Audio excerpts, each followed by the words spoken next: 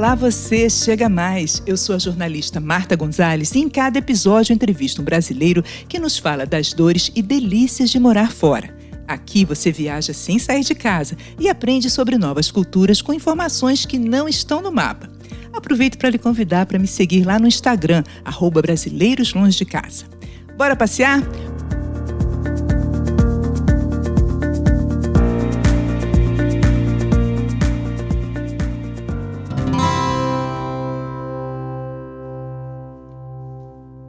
Hoje vamos para Marshaskala, em Malta. Vem comigo viajar na história de nossa entrevistada. Malta é um dos menores países do mundo. É um arquipélago com 3 principais ilhas no meio do mar Mediterrâneo.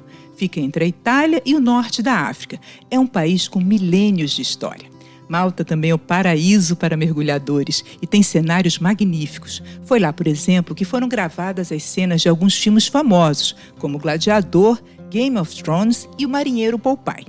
Nossa entrevistada de hoje é a catarinense Bruna Maier, que há mais de 10 anos vive e trabalha em Marshaskala. Bruna, seja muito bem-vinda ao programa, querida, e me conta como é que você foi parar aí em Malta. Muito obrigada, agradeço pelo convite. E vou começar, né? Pode pegar a xícara do café e vamos rir hoje. Bom, eu vim para Malta quando a minha filha ainda era pequenininha. Eu e o pai da minha filha. A gente veio para cá porque a gente estava em busca de um lugar seguro, tranquilo, de um ritmo de vida diferente da época, né, do que a gente estava vivendo. E, na verdade, o nosso intuito era ficar 6 meses aqui na ilha e ir embora.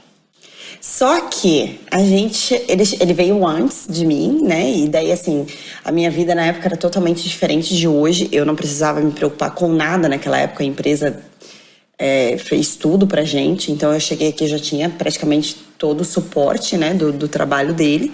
E era finalzinho de verão quando eu cheguei aqui. Era meados de setembro, início de outubro. Então, ainda estava gostoso, era verão, estava aquele calor. Minha filha pequenininha, a Maria chegou aqui, ela tinha 1 ano e meio, mais ou menos. E aí, a gente acordava muito cedo por conta do fuso horário e a gente ia passear na orla. E cada vez que eu ia passear na orla com ela, tinha um monte de senhores, assim, sentados, né? E com o passar das semanas que eu tava andando ali, e era cedo, né? Tipo, umas 7, 8 horas da manhã. Então, eles já começaram a me conhecer. E eles chamavam a minha atenção, tipo... Se eu botasse ela no parquinho e eu não estivesse olhando ela, às vezes tu olha assim pro lado, você tem que cuidar da menina, mas na língua deles, que era maltês, né? E eu não entendia, mas eu entendia que ele tava me chamando a atenção porque eu não tava vendo a minha filha direito, né? E nessa época também, a gente, por ser brasileiro e eu vindo do Rio de Janeiro, eu ensinei a minha pequena ela nunca aceitar nada de ninguém, tipo doce, bala ou qualquer outra coisa, né? E aqui eu tive um choque de cultura, porque ela com 1 aninho e meio... A gente ia no mercado, por exemplo, nesses mercadinhos, assim, sabe? Tipo de bairro. E aí eles gostavam de dar chocolate, bala. E ela ficava assim, me olhando assim, com aqueles olhinhos. E eles não entendiam, né? Claro que eu entendia minha filha, mas eles não entendiam por que ela me olhava. Então, foi, querendo ou não, foi tipo aquela... Ai, como é que eu posso explicar? O acolhimento, sabe? Aquela coisa assim, é um país pequeno, era um vilarejo pequeno, mas eles estavam muito receptivos ali comigo e com a minha pequena, sabe? Então, assim, com criança eles são surreal aqui. Não é de Varde, que é um dos melhores países, eu acho, mais seguros para você crescer os seus filhos, né? Não existe caso de roubo aqui, por exemplo, aqui em Malta, de roubo de criança, é 0. E eles são bem mesmo pegados nisso, e foi isso que me chamou a atenção e fez com que de 6 meses... a gente acabasse ficando 1 ano. E aí, dali, eu já coloquei ela na escolinha. E aí, a saúde funciona muito bem, porque a Maria também tinha, minha filha, né? Ela tinha intolerância à lactose, alergia alimentar. Mais pra frente, eu descobri que ela tinha déficit de atenção. E a saúde aqui me deu um empurrão pra hoje eu ver o resultado que eu vejo na minha filha. Então, assim, eu acho que... E isso tudo gratuito, né? Porque se eu tivesse feito isso no Brasil, eu tinha gastado horrores, né? A gente ficou 1 ano, 2 anos, e aí eu decidi que eu queria engravidar do meu próximo filho, e aí ficou naquela de vamos engravidar, não vamos engravidar, e eu vim pra cá pra tentar, na verdade, fazer uma terapia de relacionamento também, porque eu queria, né, que a gente queria recuperar o nosso relacionamento, e no final das contas não deu certo, mas eu acabei engravidando do meu filho. do José. Tive o José aqui também, aqui em Malta. Foi tudo ótimo, tudo maravilhoso. O hospital, de novo falando, a saúde, o cuidado com a criança, a pediatria. É surreal, né? A questão de escola para minha filha também foi ótima. Então isso tudo fez com que eu ficasse. E isso foi mais ou menos depois de uns 4 anos, eu já tinha o José. E aí veio aquela etapa assim, e aí, o que eu vou fazer? Eu já tô aqui há mais de 4 anos, o que eu faço da vida? Eu monto a minha vida em Malta ou eu monto a minha vida no Brasil, né? Que até então eu era uma família, né? Uma família convencional, né? Da sociedade. Marido, esposa e 2 filhos, né? Então, o que a gente vai fazer? Um consulta o outro, incompatibilidades de vontades, né? De desejos e sonhos de futuro. Não deu certo, mas eu decidi que eu queria ficar e com isso fez com que o pai dos meus filhos também decidisse ficar. Hoje a gente tem um relacionamento super bom por conta das crianças, então não posso reclamar, não tem problema de eu estar mencionando ele hoje aqui também, porque a gente tem um relacionamento de parceria. Ele também está em Malta hoje, trabalha aqui, decidiu ficar porque eu decidi ficar com os meus filhos aqui, porque eu achei que não por mim, mas pelos meus filhos, era o melhor. Aqui eles aprendem mais de 2 idiomas, eles têm uma mistura cultural que é super rica e válida para o futuro deles. E aqui é gratuito, então, tipo, por que eu vou pro Brasil tendo que me matar e de trabalhar para poder pagar a escola, para fazer isso e aquilo e tudo? Então eu decidi ficar, e isso eu já tinha também um emprego seguro aqui. Antes de a gente decidir, cada um seguir o seu rumo, a gente tinha empresas juntos no ramo do turismo e a gente também trabalhava com intercambistas, né? A gente auxiliava intercambistas a vir para Malta para fazer o idioma inglês. E aí muita gente fala, mas Malta são 2 idiomas. Sim, oficiais do país, então o inglês ele é oficial, é lecionado desde pequeno na escola. E o maltês porque é o da cultura, é uma parte cultura e histórica do país. O que, por respeito, se a gente escolheu viver neste lugar, a gente deve apreciar essa parte cultural deles e aceitar, né, com muito carinho, essa língua deles. É um choque cultural, porque é uma mistura de várias línguas, vindo do latim, do árabe, italiano, francês. Então tem uma mistura ali, acaba aparecendo um pouco grosso o modo de eles falarem ou se comunicarem. Porém, é cultural, né? E a gente tem que aprender a respeitar isso. Muita gente fala assim, mas eu não acho que eu vá aprender inglês porque não é todo mundo que fala inglês. Gente, não é porque o maltês tem 2 idiomas que ele não fala o inglês ou que ele tem um sotaque. Todo lugar do mundo existe um sotaque.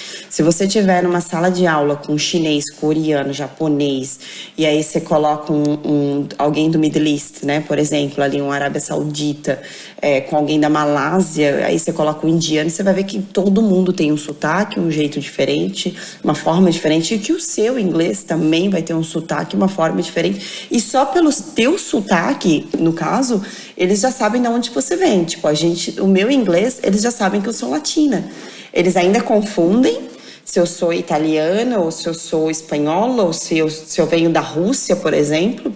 Mas, quando eu falo que eu sou brasileira, eles são muito receptivos. É diferente com outras nacionalidades, por exemplo.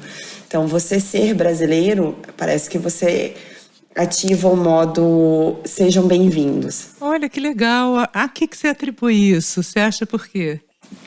Assim, eu posso te falar de carteirinha isso porque eu não passei só por Malta, né? Eu, antes de vir para Malta, eu já fui pro Líbano, pro Catar, já morei na Dinamarca, por exemplo.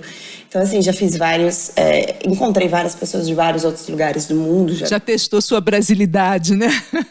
Já deu esse mix legal, assim. Então, eu posso te falar, receber um brasileiro é sempre de braços abertos. Muito diferente de quando você recebe um árabe, por exemplo. Da onde que é esse árabe, né? Tipo, é libanês, é do Afeganistão, é da onde, né? Já tem aquela... que é a gente mesmo que cria, na verdade, né? Que seja um turco, um sérvio, né? Um norte da África ou sul da África, por exemplo, que eles também têm essa rivalidade norte e sul na África, assim como da Inglaterra, de fora da Inglaterra com a Irlanda, todo mundo tem rivalidade, é normal. Treta tem em todo lugar do mundo, né, Bruna? Só que a gente que nunca saiu do Brasil, às vezes a gente acha que não, é só aqui no Brasil que a gente vê isso. Não. Fora do Brasil você vê aquilo ali e você vê muito mais, e quando você acha que você viu, você não viu é nada, vai acontecer ainda mais. É assim que acontece. Mas você acha que isso tem a ver com o jeito do brasileiro ser? Que eu entrevisto muita gente e muitos falam, não, o brasileiro é bem-vindo porque ele é alegre, né? Nós somos um povo reconhecidamente alegre. Outros me dizem, não, tem a questão também do futebol, do carnaval. O que é exatamente que, no seu sentir, né? Já que você já morou em vários países, no seu sentir, o que faz a gente ser assim, bem acolhido? O brasileiro em si, a gente engole sapo sorrindo. A gente aprendeu que... Eu acho que isso é da nossa cultura, sabe? A gente sabe respeitar, a gente sabe não julgar. É uma das coisas assim que eu mais acho brilhante na nossa cultura. É o brasileiro que não julga. Não vou dizer que todos não julgam, tá? Porque isso vai de cultura, vai de região, vai de muito... Mas como eu sou do Sul, o Sul ele é muito mais frio, por exemplo, de cultura, nesse sentido, né, mais para dentro de casa, aquela coisinha mais família ali, família conhece família, do que em outros lugares, como São Paulo, Rio de Janeiro, por exemplo, é muito mais aberto, né? E para mim já foi um choque cultural quando eu fui pro Rio de Janeiro, por exemplo. Quando meu ex, né, a casa do meu ex, eles faziam um churrasco, a vizinhança entrava e dizia, tá, mas assim, convidou? Não, é churrasco, todo mundo pode entrar. Na casa da minha casa, não. Minha casa só entra quem é convidado. Não é assim, entendeu? Então, tipo, já foi um choque cultural. Então, quando eu vim aqui pra fora, eu aprendi que é isso, você tem que respeitar. Eu não como curry, por exemplo, mas o indiano, ele come. E não quer dizer que a comida dele seja melhor que a minha ou pior que a minha. A comida dele tem um sabor diferente, lembra a infância dele, lembra a mãe dele, e aquilo ali é um pedaço do céu quando ele come. Assim é comigo quando eu vou num restaurante brasileiro aqui. Eu sinto saudade da comida da minha mãe, por exemplo. Mas eu não posso comer. Então eu vou no restaurante brasileiro e quando eu como um feijão, pra mim é a melhor coisa do mundo. Mas a minha filha, por exemplo, quando levou um arroz com feijão pra escola, a amiguinha riu, porque falou que era cocô que ela estava comendo. Então, assim, é questão de cultura. Então, e é difícil as coisas aqui fora. Você vem programado, você acha que vai ser uma coisa, você acha que você vai chegar e que você vai conseguir, e não. E não é porque você não pode, é porque você enfrenta outras batalhas que muitas vezes não é nem no seu exterior, mas é no seu interior, sabe? Que são as batalhas mais difíceis, né? Que são as piores, porque até você se auto reencontrar, saber qual é o seu lugar, o seu espaço, o que você está fazendo, por que você veio, que até então era uma borboleta na barriga, né? E aí você realizou, aí você chegou, curtiu os 2 primeiros dias, aquela coisa da diferença, mas daí você cai na real, dá aquela, e agora? Não tenho ninguém perto de mim, não conheço ninguém, quem são essas pessoas que estão à minha volta?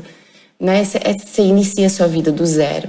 É difícil, é complicado, entendeu? Você dá valor às coisas que antes você não dava, ao tchau, ao vou ali, à ligação, né? Coisas que muitas vezes você não fazia antes, era aquele telefonema direto que você fazia uma vez a cada uma semana, porque você viajava, trabalhava, e daí sabia que todo final de semana você ia comer domingo na casa da sua mãe, por exemplo, né? Se você soubesse que aquilo ali era tão valioso, você tinha ido todo dia, por exemplo, almoçar na casa da sua mãe, que nem eu. Vai fazer 6 anos que eu não vou pro Brasil, então eu não sei o que é o Brasil hoje, eu não sei como é que tá as ruas, e mesmo que eu volte, nada tá no lugar de como eu saí, tudo mudou, e daí já não é mais meu lugar, eu vou ter que reiniciar lá também, então é melhor a gente ficar aqui. Então, imagina que confusão, né? É isso que a gente tem que enfrentar. Então a gente aprende a não julgar, sabe? E a gente se sente julgado, porque a gente é o estrangeiro, a gente é o intruso. Então, se lá, por exemplo, eu abria, né, em questão de empreendedorismo, né, eu sempre fui eu vou vender isso, por exemplo, sacoleira mesmo, sabe, que faço tudo, não tenho vergonha. Então, vou ser sacoleira, vou lá, compro no Mercadão e vou sair para vender na rua, bater em porta em porta. E pra mim aquilo ali já era um recomeço, porque eu sabia que dali eu já ia ter uma loja grande, por exemplo, entendeu? Ia ser só questão de tempo. Aqui não. Aqui você não pode fazer isso.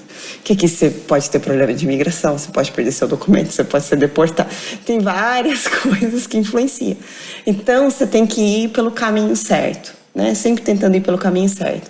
Então, se lá eu era uma empreendedora, que eu sabia que eu ia ter sucesso, ou eu era uma engenheira já formada de carteira, trabalhando numa multinacional, aqui não é que eu não possa ser, eu vou ser. Só que quantos também estão ali na mesma posição que você, tentando ser aquilo que você quer ser? E você chegou agora num lugar que você não conhece, né? Então é mais ou menos essa situação. Então isso dá uma desestabilidade na gente quando a gente mora fora. Não sei, eu vejo por esse lado. E hoje você está trabalhando com o quê, Bruna? Bom, hoje eu estou assoviando, chupando cana, cuidando das crianças. Eu sou da babá, da limpeza, a gerente, a dona proprietária, vamos dizer assim, de tudo. Mas eu estou abrindo uma escola de inglês e diploma, cuja qual eu vou auxiliar, né, as pessoas a vir para Malta estudar e trabalhar, por exemplo, com o inglês também, sendo online, treinamento online e presencial para aqueles que estão querendo vir. Um preparo mesmo de expatriata. Esse é o meu foco. O preparo de expatriata é você saber se reposicionar e entender diversas culturas sem julgar e sem se sentir fora do peixe, sabendo que um peixe fora d'água, por exemplo, sabendo que você vai enfrentar aquilo ali, que é normal, que você não precisa se estressar e sair brigando com todo mundo, explosivo, achando que todo mundo está contra você, que isso acontece muito, mas tentando facilitar isso de vir. E por incrível que pareça, o meu mercado que eu trabalhei nesses de 2020, né, para esse ano, não foi o mercado brasileiro, zero mercado brasileiro, porque todo mundo acha que eu só trabalho com o mercado brasileiro, mas eu não trabalho só com o mercado brasileiro, eu trabalho com o mercado europeu, mercado asiático e a parte do Oriente também, e é onde, assim, eu aprendi muito mais a ser humilde, resiliente, e aprender que todo dia, sabe, você aprende algo novo. Então, assim, a escola hoje sempre foi um sonho, eu sempre quis ter uma escola dessa forma, ajudar outras pessoas. E com essa escola, não só isso, mas também eu consigo fazer minhas obras sociais, que é o que eu mais amo, e que até mais ou menos novembro, meado de novembro, também vem algo novo por aí, que para mim é uma honra fazer parte de algo tão grande com obras sociais a nível internacional. Sem explicação. Não posso falar por enquanto. Não pode falar, mas a gente fala de outra história, porque você está num lugar que respira história. Me conta um pouco aí sobre essa cidade. Malta, de uns anos para cá é que está mais publicitada, mas ainda existe muita gente que nem sabe o que é Malta, nunca ouviu falar de Malta. Acho que Malta é uma banda, ou Malta é um país, é uma cidade do Brasil que existe, uma cidade pequenininha, ou que é a Cruz de Malta por conta de Portugal, né? Mas nunca conectou as coisas. E aí no meu segundo ano, quando eu fui fazer o curso de inglês, que aí acabou expandindo a minha visão e eu comecei, isso aqui é curioso, porque tem muita gente que vem pra cá, né? Diferentes culturas, papapá, e daí comecei a pesquisar mais. Eu via que muita gente me perguntava sobre custo de vida, o que é mais barato, como é que funciona, a parte do inglês, a parte do país. Nem todo mundo está interessado na história, a questão do estudante é bem diferente da questão do turista, então são bem distintos, né? E aí eu comecei a ir mais na parte do intercambista. Porém, os intercambistas, eles também querem passear de uma forma mais em conta, mas eles querem conhecer, né? Seja por ônibus, seja por barco, enfim, eles querem fazer o roteiro deles. E aí eu comecei a traçar os roteiros. E nisso eu comecei a descobrir da história. E eu sempre adorei história, porque eu gosto de imaginar como era naqueles tempos. Eu não tenho muita paciência para televisão, por exemplo. Eu não gosto de sentar e assistir e tal. Eu gosto mais de um podcast, eu gosto mais de ouvir alguma coisa quando estou dirigindo. Ótima opção, ótima opção. Eu sou bem dessa mesmo. E aí eu comecei a ver que o pessoal queria ver, assim, conhecer, né? Saber mais e tal. E aí eu fui me dividindo entre mostrar o país. Aí, nisso eu trabalhava dentro dessa operadora aqui de turismo e comecei a conhecer a história. Comecei a lidar com guias, motoristas, com passeios de barcos. E daí eu comecei a conhecer outros lugares. Eu dizia, gente, mas isso aqui tem história. Curiosa, metida, né? Comecei a ir nos tours para poder traduzir. Olha, eu não falo espanhol nessa época, mas a dona da empresa falou, Bruna, você vai falar espanhol. E eu olhei para ela e falei, mas eu falo português, eu não falo espanhol, nem o portunhol eu sei falar. Sei explicar, mas daí traduzir um tour, por exemplo, para espanhol, eu não vou saber fazer. Ela, não, tem problema, a gente vai imprimir, você fala no microfone. E assim ela me colocou nesses ônibus que desce e sobe. Chegavam os cruzeiros aqui em Malta, que aqui é a parada essencial dos cruzeiros. Chegava o pessoal aqui dos cruzeiros e tava eu lá, buenos dias, bem-vindos a Malta. Eu não falava um pio de espanhol, mas no final das contas até gorjeta ganhava, abraçava os clientes, entrava dentro do navio. E assim eu comecei a ficar mais conhecida no ramo. Aquela brasileira que fala espanhol. Não, todo mundo sabe, aquela brasileira, porque daí, enfim. Aí no final das contas, eu já estava abrindo a minha, né, empresa com meu segundo parceiro de vida, né, que é o pai da minha bebê. E aí nessa empresa a gente começou a trabalhar com algumas empresas mais VIPs. Então assim, com isso eu recebi a delegação do presidente da Tunísia, o falecido. Recebi toda a delegação dele aqui, não só fiz o protocolo antes da vinda dele. Fiz toda a delegação com o avião, com os convidados dele também. Conheci a Xuxa, por exemplo. Tive uma amiga também de infância, que é uma designer renomada também no Brasil. Hoje ela é uma grande influencer no sul do Brasil também. Ela veio pra cá, a gente trabalhou durante 8 meses para fazer a coleção dela, por exemplo. Fiz um evento pro nosso consulado honorário aqui do Brasil, que foi a primeira vez desde os acordos, né, entre países, que a gente hasteou a bandeira nacional aqui em Malta, dentro de Valletta, que é a capital, né, do país, que é o patrimônio da Unesco, que é um museu ao céu aberto, né, de história. Então, assim, consegui me desenvolver. Claro que todo mundo conhece. É a Bruna, é a brasileira, é a Crica. Eles me chamam como Crica. E com isso, eu me dividia, né? Eu tinha os meus filhos, então eu acordava de manhã, mostrava minha rotina, levando meus filhos. Às vezes, eu saía de lá, ia pro trabalho, do trabalho, eu fazia 2 faculdades, porque eu fiz faculdade de contabilidade, fiz a faculdade de guia turístico local, porque eu amo turismo, e era assim que era a minha vida antes do Covid. E aí, ali eu comecei a aprender mais da história. E daí eu descobri, né, que dentro da parte guiada, eu descobri que eles têm um jeito de fazer o tour, né? E eu, brasileira, a gente tem que dar um jeitinho, né? Eu quero conhecer tudo num dia só. Com a Bruna, você conhece praticamente tudo num dia só, porque eu pego o motorista e nós vamos sem freio mesmo. A gente vai pra tudo quanto é lugar. É tudo ao mesmo tempo e agora.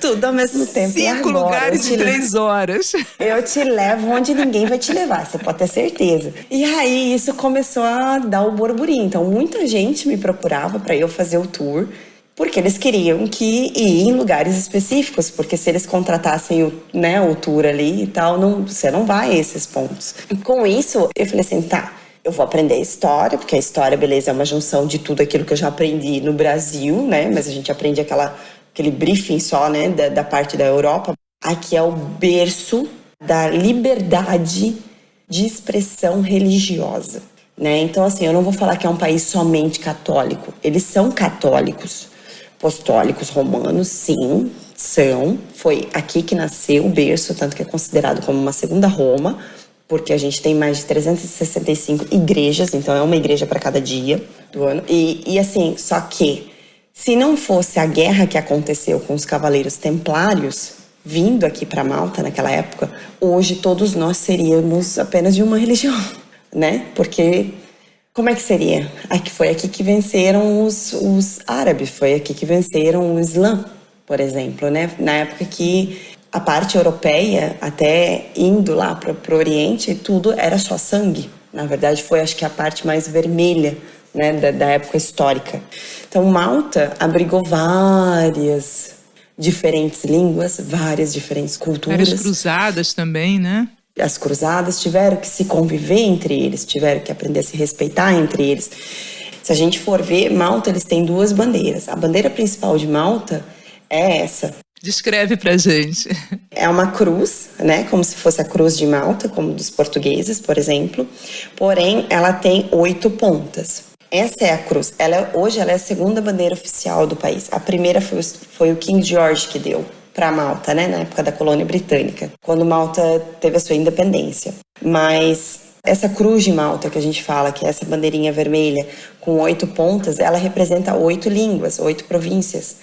Então, aqui é onde a gente tem a certeza que a União Europeia, ela era União Europeia muito antes de se tornar uma União Europeia. Aqui que existia liberdade religiosa muito antes de a gente poder vencer. Então, aqui aconteceu. Malta, ela não é a mais importante, mas ela também não é a menos importante, mas ela é a principal no meio disso tudo. Então, esse é o legal, esse é o mistério, isso é que contagia aqui na ilha. E quando a gente vê isso, quando a gente entende essa parte da história, a gente entende um pouco da cultura local. Bruna, dizem que o maltês é muito supersticioso, né? Inclusive, dessas 365 igrejas, diz que algumas têm 2 relógios com horários diversos, que é para confundir o diabo. É verdade essa história ou isso é lenda? É verdade. Eles têm aqui tem muito misticismo. Assim, a parte mística do país, acho que a gente já pode começar aí antes de Cristo. Daí não tem nem Cavaleiro Templário, não tem nem colônia britânica, isso está lá atrás, né? Porque isso tudo se inicia dentro dos templos. A gente tem o templo que é mais antigo que as pirâmides do Egito, por exemplo, né? Então, e a gente tem os templos de pedra livre, o que é surreal e fenomenal, porque você vê aqueles megalíticos enormes e como é que um ser humano pode puxar com animais aquilo ali e cavar aquilo ali, estender assim em pé e construir um templo. Quando eu falo enorme, é enorme mesmo. Hoje a gente vê ruína, mas são gigantes, né? Tanto que existe um deles que, por exemplo, é a Gigantia. Ele é localizado em Gozo e, coincidentemente, antes de Cristo, tem o misticismo e as lendas dos gigantes aqui na ilha de Malta e Gozo, e tá lá, e é bíblico. Tá relatado no Antigo Testamento. Então, não é algo que nunca existiu, independente da religião, porque se você for no Corão também tem. Agora, para que foram criados isso? Por que isso tudo existia? Né? Tipo, você entra num negócio desse, olha aquelas pedras tudo montadas assim, pensa, pra que é isso? E aí você vê que tem toda uma parte, tem os desenhos em espiral, tem a parte do ochre, né, que é um pozinho vermelho, né, que eles faziam, que era para eles decoravam as paredes, por exemplo, que aquilo ali significava vida, o sangue. Aqui, por exemplo, a gente tem, que é o meu favorito, tá? Que é o templo de Minaydra em Hajarim, que é perto de Blue Grotto, que é o top 10 aqui de pontos turísticos para se visitar. E isso fica em que ilha? Fica em Malta, no lado sul da ilha. Então, assim, essas lendas... E aí, quando você conhece esse Minaydra e Hajarim, por exemplo, lá é onde a gente pode ver o equinox. Olha como os caras eram inteligentes. Eles contavam a estação do ano, eles sabiam quando era lua cheia, lua nova, minguante, muito antes da gente saber. Hoje a gente Google, né? Hoje Google. Naquela época não, naquela época eles precisavam ter ali, ó, certinho ali na pedra. E realmente é na pedra, realmente o fenômeno acontece. Tem a parte lunar, como é que funciona. Imagina, a questão de esotéricos, religiosos, o que será que tudo que não acontecia ali dentro, sabe? E Malta inteira, ela também tem um aspecto diferente, porque as casas são todas meio amareladas, meio com esse calcário mesmo, feitas dessa pedra, né? O que cria também uma ambiência também que ajuda isso, né? Isso aí. Mas assim, a questão do ambiente ser dessa forma é porque a pedra, ela sendo sem cor, se eu não me engano, alguns dizem que é, alguns dizem que não, porque tem bastante coisas que se contradizem, vamos dizer assim, dessa forma. Porque Malta não tinha cor, hoje em dia você encontra cor. Então, se você vem pra cá, você vai ver os balcões, as sacadinhas, tipo, as varandinhas, né, verde ou vermelha. O que eu li, sabe o que foi, Bruna? Que, na verdade, é a organização mesmo, é o Estado que quer que permaneça nessa cor meio amarelada, essa cor de calcário, e você tem que pedir autorização à prefeitura para poder pintar, e só pode pintar detalhes. Como você falou, uma varanda, uma janela, a estrutura, é isso mesmo, né? A estrutura não pode mudar. De uns anos para cá, eles liberaram agora 5 andares, né? Você construía até 5 andares. Até então não podia. Mas tem lugares aqui que você ainda não pode construir, então as casas são todas baixas. Quem já está pensando em fazer as malas para ir mergulhar na história, e qual seria a época boa para viajar? Primeiro, vamos ver qual é o perfil. Quem gosta de sair para a praia mesmo, mergulhar nesse mar, andar de barco, usar mesmo o mar Mediterrâneo, no verão, mas a época mais quente aqui é julho e agosto. É calor mesmo, de fritar ovo no asfalto. Agora, a galera que já gosta de algo assim mais tranquilo, eu só vou pra bater foto. Não... Essa daí eu já aconselho, já vim mais na média temporada, que fica entre, ali vamos falar de abril, maio, junho, né? E daí começa agora setembro, outubro, novembro. Você pode subir e descer ladeira, você pode fazer a parte de aventura, que é sair nas trilhas que tem aqui. Tem uns lugares super bacanas para quem gosta de esporte aquático, aqueles de pular da pedra. E aí tem o futebol, que é uma das paixões locais, e cavalos, gente. Cavalo, pombo, corrida de pombo. Corrida de pombo? Como é que é corrida de pombo? Eles criam pombo aqui. Aqui tem os pombos que são caríssimos, gente. Vale mais do que um apartamento. Milhões. E Deus o livre se tu tocar nos pombos. Não pode, eles têm anel e tudo. Mas são pombos... E como é que é uma corrida de pombo? Que eu não faço ideia. Tem pombo aqui, é corrida de pombo que eles criam mesmo. E tem clube dos pombos aqui. Mas é o quê? Pombo correio? É aquele pombo vai e volta? É tipo pombo correio, isso. Eles treinam, daí passa, tem uma rota, né? Quem chegar primeiro ganha. E eu fiquei... É algo novo pra mim, porque eu não sabia que isso existia, né?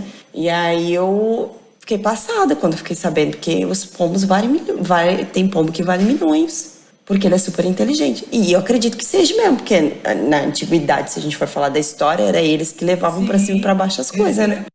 As informações. Afinal das contas, faz sentido, né? Era um fax, eram os e-mails, enfim. Era eles que faziam o correio, né? Também tem a parte dos cavalos. Eles adoram os cavalos, mas ao mesmo tempo eles comem carne de cavalo. Aqui, né? Entrando na culinária, agora eles comem carne de cavalo. Você já comeu carne de cavalo? Não, nunca comi. Se comi, não sei. Qual é o prato típico daí? Bife a cavalo? Ai, desculpa, ouvinte, mas eu não resisti. Não, ó. Hora do bobol, mas vamos lá, vamos sério. O prato principal daqui tem o coelho, que eles fazem. Eu não como coelho, porque coelho pra mim é pet. E aí tem o pastis, que é como se fosse um folhado, e que isso já é mais comida de rua, tipo, como se fosse um pastel nosso do chinês aí no Brasil, né? Um negócio bacana que eles têm aqui, que no Brasil a gente não tem, é a salsicha recheada com queijo. Os licores também aqui são típicos daqui, tem os licores de cacto, tem o licor de uma fruta, carobe, até prostei, que é uma árvore milenar que tem aqui em Malta. Agora, Malta vive de quê? Porque, né, um arquipélago é o quê? De turismo? É o forte turismo? Então, 60% do país é turismo, para falar a verdade. Nesse exato momento, o que sustenta o país, nesse exato momento, é o cultivo de atum, né? Malta é o que mais cultiva atum, com um acordo para o Japão, que eles têm um dos melhores atuns da região. É caro morar aí? O custo de vida é alto? Não, não é caro morar aqui. É cara a região que você vai escolher. É como eu te falei, né? Tudo aqui depende da região. Como em qualquer lugar do mundo, como na sua cidade. O salário mínimo de Malta é 760 euros, o que não cobre uma família completa, porque se a gente for ver um aluguel de 3 quartos, né, mais ou menos que nem onde eu moro, é de 700, 800 euros, sem as contas. Então você ainda tem que pagar a conta de luz, água, né, internet, telefone. Então você tem que trabalhar no mínimo em 2, 3 empregos, o que é normal para o europeu. Pra gente, na nossa cultura, não é. Você trabalha num de casa, você tá trabalhando lá, e você tem um extra aqui, um outro lá, e assim você trabalha por horário e vira aquela bagunça que na verdade não é uma bagunça, porque é tudo agendado e tem que funcionar ali, ó, na meta. A gente é brasileiro. Onde você tá? Tô saindo, tô chegando, não saio nem de casa. É. Isso então é carioquês puro, né? Aqui não, aqui eu tô chegando, é tipo 2 minutos já entrou na porta. O que o brasileiro pode ensinar ao maltês? Eu não posso falar da simplicidade, mas a maneira de ser, a alegria de viver, o perdão e o amor ao próximo. É algo que eu vi que só a gente brasileiro tem mesmo. E o que o maltês pode ensinar ao brasileiro? A força, determinação, a garra. Isso é meu e ninguém tira. E você vai fazer do meu jeito, porque aqui quem manda sou eu. É a mesma coisa a questão da língua. Se você fala o maltês e você chega num lugar falante da língua, eles amansam. Se eles veem que você é uma estrangeira e que você não falam, e vamos supor, tem, porque gente ignorante também tem em tudo quanto é lugar, né? Não é só aqui. Claro. Mas se eles veem que você não é uma estrangeira, que você é estrangeira, que você não entende, aí eles continuam. E você já passou algum sufoco, alguma história engraçada, assim, por conta da língua? Já! Nossa, isso eu tenho várias. Eu fui na papelaria, enfim, eu queria a fita cola, né? O Durex, pra mim é Durex. E aí eu fui na papelaria aqui, com a minha filha, pequenininha. Olha, moça, olhei pra ela e falei, eu queria Durex. Durex? A menina olhou pra minha cara assustada, falou, não. Falei, como não? Como você não tem Durex aqui? Tem que ter Durex aqui. A menina, não. Falei, impossível. Você sabe o que é Durex? Eu falei pra ela. Porque Durex é aquilo que você faz assim, ó. Você estica. E aí eu fazia gesto com a mão assim, mostrar pra ela. Você estica. Você fecha o pacote de presente assim, você coloca o Durex assim, ó, pra fechar, sabe? E explicando pra ela. E a menina começou a ficar roxa na minha frente, né? Mas tudo bem. Eu vi que ela tava meio desacorçoada, sabe? Comigo, que ela tava nervosa. Mas eu não tinha entendido. No final das contas, eu fui até o caixa, porque eu já tava ficando irritada, né? Como é que eu, dentro de uma papelaria, tu fala pra mim que não tem Durex? Impossível, né? E aí eu olhei pra trás dela e falei, como que você fala pra mim que você não tem Durex? Imagina, eu sei falar português, eu sei falar inglês, metade em inglês, metade em português, tentando tradutor. Olhei pra trás dela e apontei assim com o meu dedo, ali o Durex. A menina arregalou o olho e olhou pra trás. E quando ela viu, aí ela me deu, tal, passou, né? Só que eu não tinha entendido, eu não tinha aberto isso com ninguém. E aí aqui em Malta abriu uma igreja bem famosa aí do Brasil, igreja evangélica e tal, e os pastores dessa igreja são portugueses. Eu já estou aqui super curiosa para saber o que será Durex. Eu acho até, é mais ou menos como Gillette, é a marca, né? E a gente acaba chamando uma lâmina de barbear de Gillette e a fita adesiva de Durex, né? Isso, é a marca. Aí, esse pastor estava sozinho comigo na sala e ele não era muito acostumado com brasileira, né? A gente estava preparando uns negócios para as crianças, para uma obra social, um evento social que a gente estava fazendo. E eu olhei para a cara dele e falei assim, pastor, você pode pegar o Durex para mim na mesa, por favor? E o pastor travou. E nisso veio o outro pastor que comandava ali a igreja. Rindo. Ele, Bruna, você tem que aprender a falar. Bruna. Olhei para a cara dele e falei, mas por quê? O que eu falei de errado agora? Falei nada, só pedi pra ele passar o Durex, eu tô fazendo agora. Bruna, deixa eu te explicar. Em português de Portugal, o nome disso é fita cola, minha filha. Se lá no Brasil, no Sul, você chama de Durex, aqui em Malta, em Europa, Durex é camisinha. E você, Bruna, pedindo pro padre te passar uma camisinha. E eu pedindo pro pastor. Não, e o pior disso é eu lembrando a minha cara brigando com a menina na frente da minha filha. Imagine, olha só que vergonha. Na frente da minha filha, falando pra ela que eu queria enrolar o presente. Ainda mostrava pra ela com as mãos ainda. Ó, estica!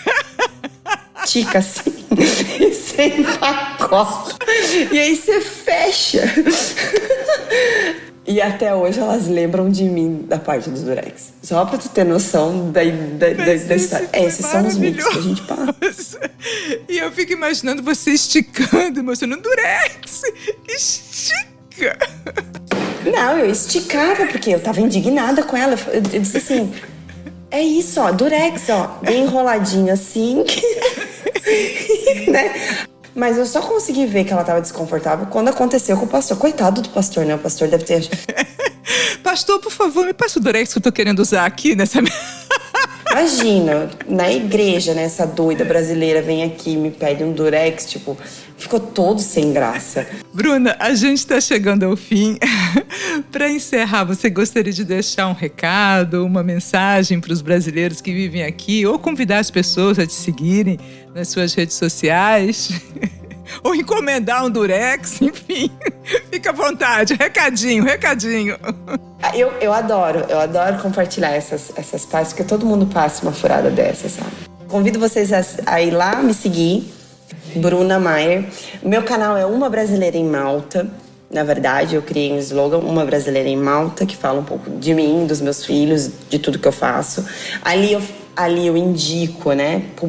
Faço a publicidade de coisas que eu gosto e que eu realmente acredito. Então, em qualquer lugar que eu indico ali, você pode falar, eu vi lá numa Brasileira em Malta. Eles vão saber que fui eu, porque eles já me conhecem. Malta é pequeno, gente. Não adianta, já tô aqui há mais de 10 anos. Vai saber que você veio por mim e você me ajuda com isso. Esse é o legal. E para quem tá pensando em migrar com criança, etc e tal, aqui ainda é o lugar. Valeu demais, Bruna. Muito obrigada. Valeu aí pela aula de história também, sua simpatia. Valeu, Bruna. Valeu, gente. Foi bom demais ter você comigo neste episódio. Eu vou adorar se você entrar em contato. Me segue lá no Instagram, ou me escreve, ou no site. É Brasileiros Longe de Casa. Tá bom? O e-mail é brasileiroslontedecasa@gmail.com. Eu espero vocês no próximo episódio. Tchau!